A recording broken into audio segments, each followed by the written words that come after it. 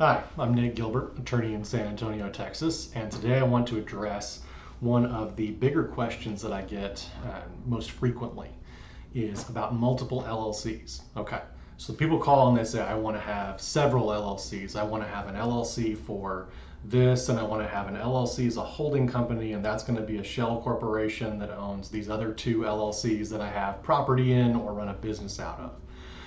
It's a common thing I get. I don't really recommend it. I think a lot of hay gets made out of having multiple shell corporations or multiple layers of LLCs.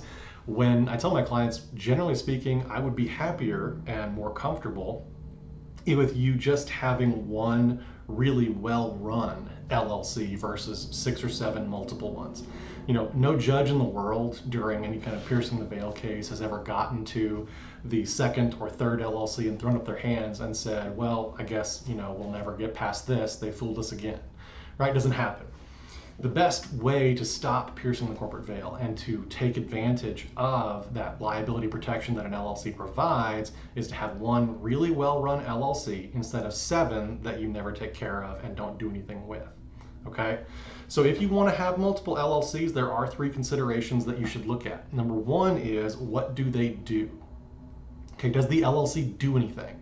If it doesn't do anything and you're just having it there as a holding company, or you just have it there as a shell corporation, let's get rid of it.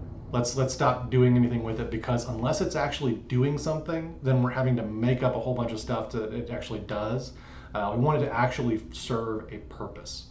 The second instance is for anonymity. Now, this is actually something you might want to do, but don't get overblown with what anonymity actually means. And I'll probably address this in a different video, but for anonymity in Texas, you need to have a separate LLC that you form in a state that allows for anonymous LLC formation, such as Wyoming. Wyoming is a very common one. You can form an LLC there, and when you look up on the Secretary of State's website in Wyoming, you do not see the names of the members or managers of that LLC, so it's anonymous. You can use a Wyoming LLC that you form there as the member or the manager for your Texas LLC that is not anonymous. If you look up on Texas Secretary of State website, you will see names of managers and members. So in this instance, you would have the Wyoming LLC on that form. And when you go to the Wyoming website, you would not be able to see the names of the members or the managers. Now, that's as far as it goes. It does not provide additional liability protection. It doesn't do anything as far as management of the company. It does not provide you with another shield of protection. It is just so that your name does not appear with that LLC. So there's some different considerations there, but that's as far as anonymity is actually going to go.